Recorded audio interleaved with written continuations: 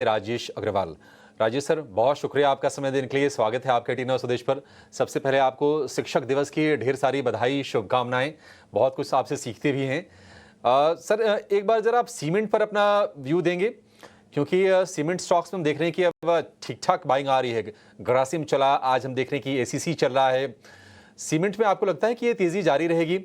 हालांकि कंपनीज ने price hike लिए हैं, डिमांड कोई खास नहीं है। आप किस तरह का आउटलुक देख रहे हैं सीमेंट के लिए? आफ्टरनून अभिषेक जी, आपने सही कहा। आज शिक्षक दिवस है और शिक्षक दिवस पे मैं दो लाइन कहना चाहता हूँ। बाजार में आऊँ उससे पहले जी सर, कहिए। हम शिक्षक हमें सिर्फ स्कूल और कॉलेज में ही नहीं मिलते। हमारी जिंदगी के तजुर्बे और हमारी आखिरी गलती भी हमारी सबसे बड़ी शिक्षक होती है। और शेयर बाजार एक ऐसा शिक्षक है जिसे हर पल हमें कुछ ना कुछ सीखने को मिलता है। हमारी हर सही हरकत पे इनाम मिलता है और हर गलती पे सजा मिलती है। तो हम सब शेयर बाजार के छात्र हैं और चाहे आप हो चाहे हम सब शेयर बाजार से ही सीखते हैं। जहां तक सीमेंट की बात है, सीमेंट में अगर आप देखो तो पिछले कई क्वार्टर से या कह लो कि कई हफ्तों से थोड़ा सा ठंडापन था पूरे पैक में। बीच में थोड़ी सी हलचल आई और आज फिर थोड़ी गिरावट देखने को मिल रही है। ये लगातार ऐसा होता है। मॉनसून के समय में थोड़े सीमेंट की डिमांड डाउन रहती है। लेकिन अगर मैं थोड़ी-सी मध्यम से लंबी अवधि की बात करूँ, तो मुझे लगता है कि एक अच्छी अपॉर्च्युनिटी और इसे एक्यूमुलेट करने के लिए लंबे अवधि के निवेशकों को, खास करके इस बात के मद्देनज़र अगर देखा जाए कि एक तो बजट में बड़े कैपेक्स वगैरह अनाउंस हुए, घर रियल्टी वगैरह के लिए कुछ प्रावधान दिए गए, हाउसिंग फाइनेंस कंपनीज़ बढ़ रही हैं। और सबसे बड़ी बात है, जब हाउसिंग फॉर ऑल की बात हो रही है और हाउसिंग डिमांड जिस तरीके से बढ़ रही है, आप देखो बड़े-बड़े प्रोजेक्ट्स जो अल्ट्रा लग्जरी प्रोजेक्ट भी लॉन्च हो रहे हैं, चाहे फिर डीएलएफ के हो या किसी और के, हाथों-हाथ बिक रहे हैं। तो ज़ाहिर-सी बात है, डिमांड बढ़ती जा रही है। दूसरे इंफ्रास्ट्रक्चर पर जिस तरीके के सरकार का फोकस बना हुआ है, तो उसमें भी सीमेंट की डिमांड निकल कर के आएगी। तो मुझे लगता है थोड़ी-सी मध्यम से लंबी अवधि के लिए यहाँ बिल्कुल खरीदारी करनी चाहिए। खास हमारी पसंद की अगर बात की जाए, तो मैं समझता हूँ लार्ज कैप में अल्ट्राटेक पे ध्यान देना चाहिए। और अल्ट्राटेक अगर किसी को महँगा लगता हो तो ग्रासिम पे ध्यान दें, क्योंकि ग्रासिम अल्टीमेटली अल्ट्राटेक की होल्डिंग कंपनी है एक तरीक़े से। और दूसरे अगर मिड कैप की बात की जाए तो मैं समझता हूँ डालमिया भारत, बिरला और ऐसी कुछ एक कंपनियाँ हैं जहाँ बिल्कुल आपको मध्यम से लंबी अवधि में अच्छा पैसा बन सकता है।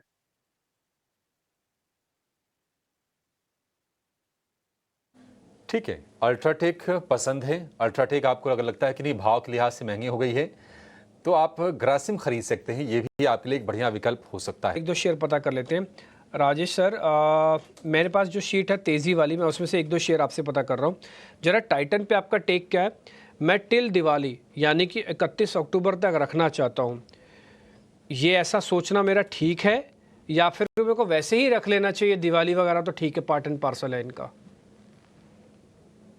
देखिए, मेरे हिसाब से आपको दिवाली से थोड़ा और आगे तक रखना चाहिए, क्योंकि दिवाली के बाद जब शादियों का सीज़न चालू होगा, तो डेफ़िनेटली इनके जो नंबर्स आएँगे तनिष्क की तरफ से, वो थोड़े एक्साइटिंग होंगे। अभी इन दिनों शादियों का सीज़न नहीं है, तो थोड़ी ड्रॉप रहेगी इस बार की तनिष्क सेल में। बट हमें ये नहीं भूलना चाहिए कि आगे आने वाले दिनों में जिस तरह का त्योहारी सीज़न चालू होने वाला है, श्राद्ध पीरियड एंड होने के बाद और फिर शादियों का सीज़न, वहाँ से नंबर्स अच्छे आएँगे। दूसरे अगर कंपनी की भी बात की जाए, तो लगातार अच्छे आंकड़े आए हैं, फिर वो चाहे तनिष्क की तरफ से हो या टाइटन की तरफ से हो या इवन इनके आईवीआर के भी जो है वो अच्छे चल रहे हैं। मुझे लगता है इस स्टॉक में बिल्कुल बने रहना चाहिए। हमारा ये अनुमान है कि अगर इसे 6 से 9 महीने तक स्टॉक को रखा जाए, तो 4000 के लेवल्स को पार करता हुआ नज़र आएगा।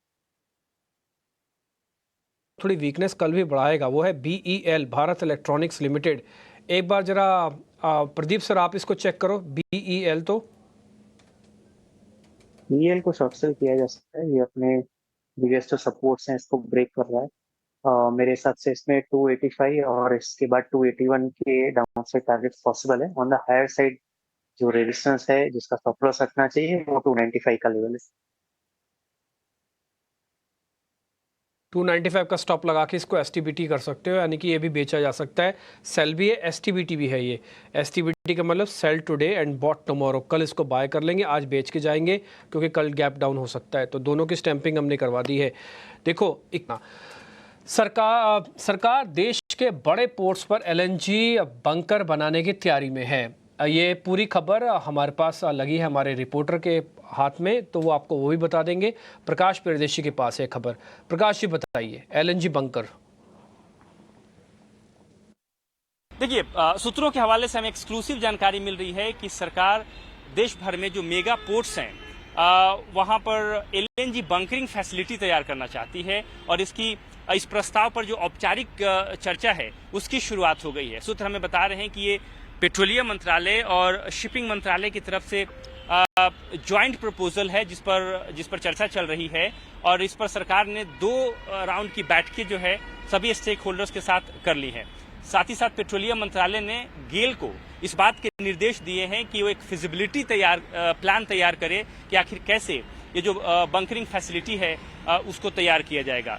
गेल को ही इसकी जिम्मेदारी दी गई है। सूत्र हमें इस बात की भी जानकारी दे रहे हैं कि इस मसले पर जो औपचारिक चर्चा की शुरुआत कर दी गई है और पेट्रोलियम मंत्रालय की योजना ये है कि इस साल के आखिर तक यानी दिसंबर 2024 तक कैबिनेट की तरफ से फाइनल अप्रूवल जो है इस प्रस्ताव पर ले लिया जाए। योजना ये है कि सरकार की तरफ से गेल को फाइनेंशियल सपोर्ट भी दिया जाएगा एलएनजी बंकरिंग फैसिलिटी तैयार करने के लिए और जो इंटरनेशनल शिप्स हैं, डोमेस्टिक शिप्स हैं, उन्हें एलएनजी की सप्लाई की जाएगी। तो सरकार जो गैस बेस्ड इकोनॉमी बनाना चाहती है वहां पर गैस का इस्तेमाल बड़े शिप्स में हो, चाहे वो डोमेस्टिक स्तर पर हो या इंटरनेशनल लेवल पर, उसमें एलएनजी की जो सप्लाई है बढ़े, खपत बढ़े, उसको लेकर ये रणनीति तैयार की जा रही है। जो शुरुआती प्रस्ताव है उसके हिसाब से गैलेथिया बे में फर्स्ट एलएनजी बंकरिंग फैसिलिटी तैयार करने की योजना तैयार की गई है।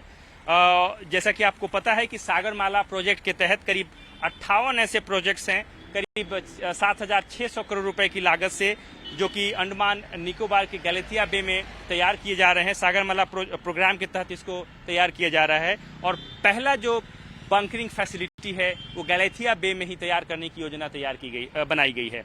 इसके अलावा सूत्र इस बात की भी जानकारी दे रहे हैं कि जो बंकरिंग फैसिलिटी है वो आने वाले दिनों में जो प्रस्तावित बल्क कार्गो ट्रांसशिपमेंट हब है जो कि अटलांटा बे में बनाने की योजना तैयार की गई है अंडमान एंड निकोबार में, वहां भी आने वाले दिनों में एलएनजी बंकरिंग फैसिलिटी तैयार की जा सकती है। अच्छी बात यह है कि इस प्रस्ताव पर दोनों ही मंत्रालयों ने यानी कि शिपिंग मिनिस्ट्री ने और ऑयल मिनिस्ट्री ने औपचारिक चर्चा की शुरुआत जो है वो कर दी है। ठीक है, तो एलएनजी बंकर बनाने को लेकर ये खबर है और उसमें एडिशन ये भी है कि अंडमान और निकोबार में भी एलएनजी के बंकर बनाए जाएंगे और गेल को सरकार इसके लिए आर्थिक मदद भी देगी। हालांकि शेयर अगर आप देखेंगे तो आज थोड़ी सी नरमी के साथ कारोबार कर रहा है, 1% नीचे है गेल का